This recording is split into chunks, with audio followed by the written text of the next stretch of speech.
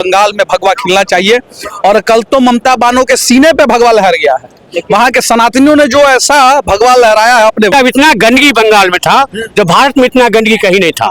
हम हर साल गंगा सागर जाते हैं, हर साल, और वो भगवान जो है वो सब देख रहे हैं। तो भगवा लहरने लगा तो परपड़ाने लगा, अभी तो परपड़ा रहा है, धीरे धीरे थरथराएगा, कड़कड़ाएगा, कितना हड्डी टूटेगा और हर हड्डी से राम राम आवाज निकलेगा। थोड़ी अब इधर समेट करके जहाँ जाना भाग जाए, क्योंकि अब हंटर चलेगा और बुलडोजर तैयार हो चुका है और हो गया बिल्कुल बुलडोजर में कल तेल भरा गया है। बस अब जहाँ लगेगा कबाड़ कबाड़ के फेंकना स्टार्ट कर। यानी घोष जैसे दलाल टाइप के लोगों कहना चाहते हैं कि ममता बनर्जी तो सर्वनाश कर ही रही थी, कम से कम तुम तो सर्वनाश की ओर नहीं लेकर जाती।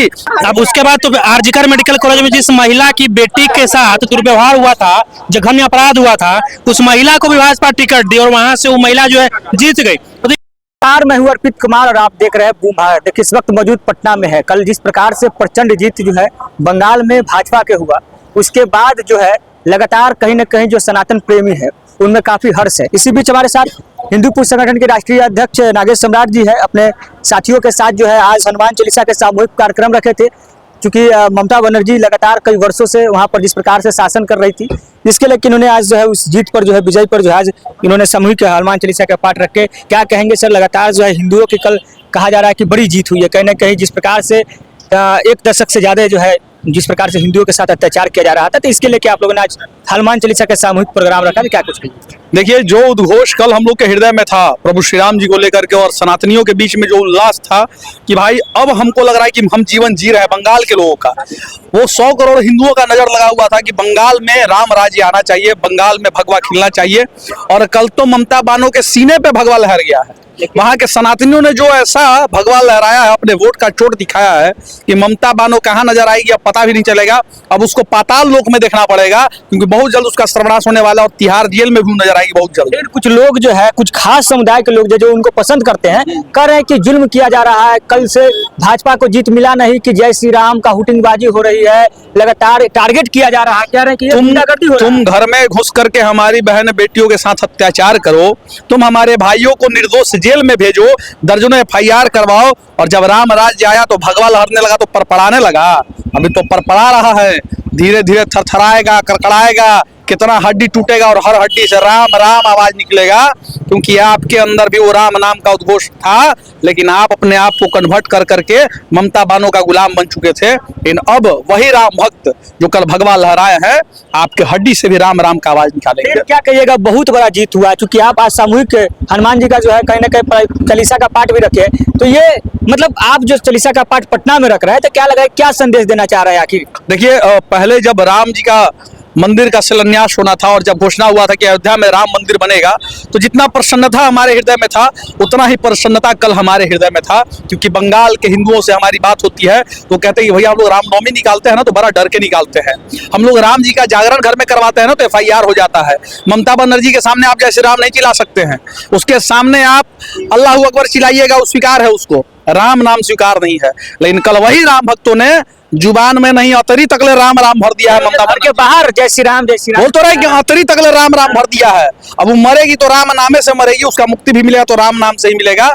ममता बानो का इतिहास अब पूर्व हो चुका है, अब नया इतिहास बनने वाला है। अब चंदन टीका भी ममता बनर्जी लगाएगी और हिंदू के बीच में जा जाके जय श्री राम भी बोलेगी। अब सियानी घोष का क्या होगा, जो कावा कावा गा रही थी और लगातार कह रही थी कि क्षमता 4 मई को दिखेगा ममता का? वो सियानी घोष जो शिवलिंग को अपमानित करने का काम की थी, वो उसको हम नकचिप्टी का सिंबल दिए हैं, नकचिप्टी टाइप का अजीब टाइप सा बोलती थी, उसका वो उजला साड़ी और सब पे भारी वाला दोहा अब नजर नहीं आ रहा है, उसका वो बाइक तक नजर नहीं आया है। जब से भाजपा वहां जीती है, जब से वहां भगवा लहरा है, तब से उसके अंदर बेचैनी सा छा गया कि अब मार्केट में निकलेंगे तो कैसे। उस सियानी घोष जैसे दलाल टाइप के लोगों कहना चाहते हैं कि ममता बनर्जी तो सर्वनाश कर ही रही थी, कम से कम तुम तो सर्वनाश की ओर नहीं लेकर जाती, तुम तो अपनी बहन बेटियों को अच्छा ज्ञान देती, सद्भाव की बात बोलती हो, और एक तरफ बहन बेटियों का चीरहरण करते हैं वो लोग, कहते हैं कि सरकार आएगा तो जबरदस्ती घर से उठाकर ब्याह कर लेंगे, अब सीना तोड़ दिया जाएगा। वैसे गजवाए हिंद बनाने वाले लोगों को, हम भगवाए हिंद बनाने वाले लोग हैं, गजवाए हिंद बनाने वालों का सर्वनाश कर दिया जाएगा और विनाश की ओर ममता बनर्जी बढ़ चुकी है। और ऐसे भी खत्म हो चुका है कहानी, क्योंकि वह इस कलयुग की शूर्पणखा है। लक्ष्मण जी ने नाक काटा था शूर्पणखा का, और इस कलयुग में प्रधानमंत्री नरेंद्र मोदी जी की सेना ने ममता बनर्जी का नाक काटने का काम लेकिन किया कहीं ना कहीं सैनी घोष जो है लगातार कह रही थी कि जय श्री राम तो हमारा पॉलिटिकल नारा नहीं है, जय बंगला पॉलिटिकल नारा है, जय श्री राम से किसी पार्टी का विशेष पार्टी का जो घर चल रहा है, ये हिंदुओं झूठ मूठ के बदनाम कर रहे हैं। अरे उसको ये समझ में ही नहीं आया कि प्रभु श्री राम का नाम लेने से हर बिगड़ा हुआ काम बन जाता है। टीएमके तमिलनाडु में जो डीएमके आपका एमके स्टालिन का पार्टी था, जो हिंदू विरोधी था, जो हिंदू को कीड़े मकोड़े कहता था, उसका सर्वनाश हो गया।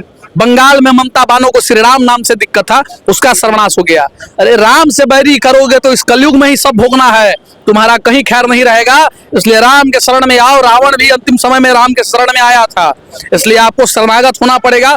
हर सनातनियों का कल जीत हुआ है, बिहार नहीं भारत के 100 करोड़ हिंदुओं का जीत हुआ है, इस बात को मानना पड़ेगा। और जितने सनातनी अपने आप को हिंदू समझते हैं, उनके लिए यह हर्ष का विषय है, गौरव का विषय है। तो आप कैसा मुख्यमंत्री चाहिए? आप तो चूंकि आप लोग जीत चुके हैं, तो मुख्यमंत्री कैसा हो जिस प्रकार से मुख्यमंत्री ऐसा हो कि कान में हर वहां पे बंगाली जो बैठा हुआ है, जो अल्लाह अकबर कहता है और राम नाम से बेचैनी होता था, उसके कान में जय श्री राम का उद्घोष होना चाहिए।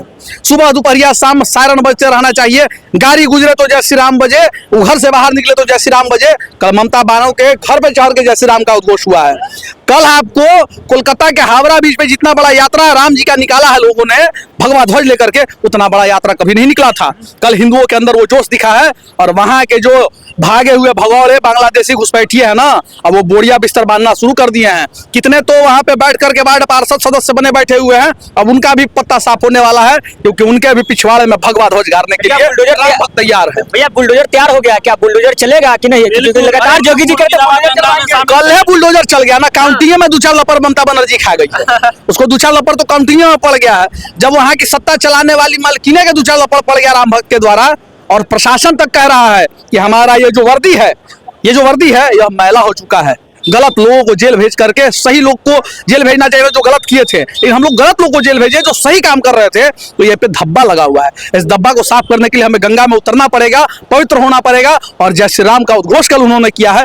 बंगाल पुलिस अब लग रहा है कि वो अपने आप में जी रहा है, नहीं तो वो लगता था कि बंगाल के ममता बानो के शासन में जी रहा है। जो ममता बानो रहेगी वही वो लोग को करना था, लेकिन अब ऐसा नहीं होगा। एक और जो वायरल हो रहा है, एक सुफियान करके जो नामक युवक था, उन्होंने कहा था कि टीएमसी अगर हार जाएगा तो मैं लंगटा होकर पूरा कलकत्ता के बाजार में घूमूंगा। अरे कल उसको मारा है सब, कल उसको मारा है, दौड़ा के मारा है। और दिल्ली में को बोला कि आईब्रो मुड़ा लेंगे। और उतना छोड़िए, हमारे बिहार में पप्पू यादव जी बोले हैं छोड़ देंगे राजनीति। पप्पू यादव तो कहेगा राजनीति नहीं करेंगे, छोड़ देंगे, नहीं करेंगे। वो पहले भी बोले थे कि तेज प्रताप यादव चुनाव जीतेंगे तो हम राजनीति छोड़ देंगे। पप्पू यादव राजनीति नहीं छोड़े, वो लोग राजनीति का मलाई खाने वाले लोग हैं, राजनीति छोड़ने वाले लोग नहीं। चलिए, क्या कहिएगा? लगातार जो है आप लोग अब सामूहिक हनुमान चालीसा एकदम जीत के जश्न मना रहे हैं, तो ममता को क्या संदेश दीजिएगा? सबसे बढ़िया बिस्तर समेट करके जहाँ जाना भाग जाए, क्योंकि अब हंटर चलेगा और बुलडोजर तैयार हो चुका है।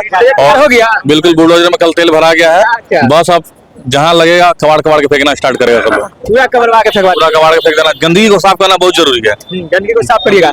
क्या लगातार बंगाल में भगवा लहर गया है? ऐसा है, लहारना जरूरी था, सब भगवान की मर्जी होता है। भाई साहब, इतना गंदगी बंगाल में था जो भारत में इतना गंदगी कहीं नहीं था। हम हर साल गंगा सागर जाते हैं, हर साल, और वो भगवान जो है वो सब देख रहे हैं, समझे? वहाँ जय श्री राम का जीत हुआ है, और गंगा सागर यात्री जाएगा, देखेगा बंगाल क्या बनता है। हमारे भारत की राजधानी पहले था बंगाल, कलकत्ता। ममता तो कह रहे थे कि इसमें वोट चोरी कर लिया गया। अब ये हाल होगा वही जानेगी। देखिए ना, फाइल सब रोक दिया गया है सचिवालय में, सारा जांच होगा। जो लालू का हाल होगा वही ममता का हाल होगा। आपको कैसे पता है सब? हाँ, समझे? आपको कैसे पता कि ममता का फाइल वाइल रुक गया है? अब कल रुकवा दिया है। हाँ, और डीडीपी फरार है, वहाँ का डीडीपी गायब है, सारा ढूंढ रहा है, मिल नहीं रहा। गलत लगातार मतलब जिस प्रकार से ममता के एक सियानी घोषणा कर रहे थे कि क्षमता दिखेगा ममता का, टुकड़ा टुकड़ा करने वाले को अब खैर नहीं है। हम भारत एक है। श्यामा प्रसाद मुखर्जी का गांव है बंगाल, जो जिन्होंने नींव रखा आरएसएस का, वही उनका गढ़ है। आज देखिए, 3 फुके चांदी साफ होता ना, 3 हुआ, फिर 13 हुआ, फिर 73 हुआ, इस बार चांदी साफ। हाँ, 2/3 बहुमत हो गया। तो ममता करे फिर से कमबैक करेंगे अगली बार। अरे वो कहा, उसका इतना ना जांच होगा जो बस उसका कोई आगे पीछे ना भतीजा भी जाएगा, वो भी जाएगा। दोनों के साथ भतीजों क्या हो जाएगा? जो अपना सीट नहीं बता पाया, भवानीपुर दोनों जगह से हार गया, वो क्या करेगा? अच्छा, लेकिन ममता के सियानी घोष करे क्षमता दिखेगा, सियानी दिख नहीं रही आप बताते हैं। एक अभी बीजेपी का 22 राज्य में है सत्ता, 22 राज्य में। हाँ, सब जानता है। लैब खत्म हो चुका। जो लैब कम्युनिस्ट हथौड़ा लेके चलता था, कम्युनिस्ट चीन वाला पार्टी, वो खत्म है। केरल में भी खत्म है, तमिलनाडु में भी खत्म है, सब जगह खत्म है। अब लैब गया। हाँ, कहाँ भेज दिया? अरे गया, चीन गया। हथुआ हथौड़ा चीन का पार्टी है। हमारे भारत में क्या कर रहा हो? हमारा भारत एक सनातन धर्म का देश है। अब हम जितना हिंदू हैं सब जग चुके हैं। हाँ, अब सनातन धर्म मेरा मजबूत हो चुका है। हम लोग भविष्यवाणी सही कहते हैं।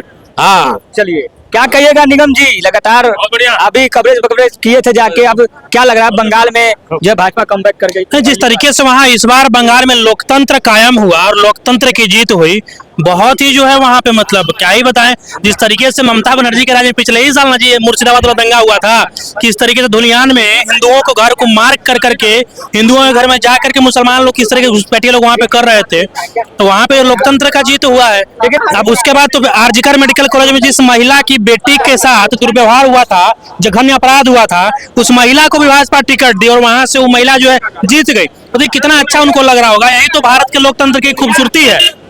चलिए, देखिए इस वक्त हमारे साथ जो जनता थे और लगातार ममता के हार से जनता काफी खुश है। कह रहे कि ममता को हारना बहुत जरूरी था।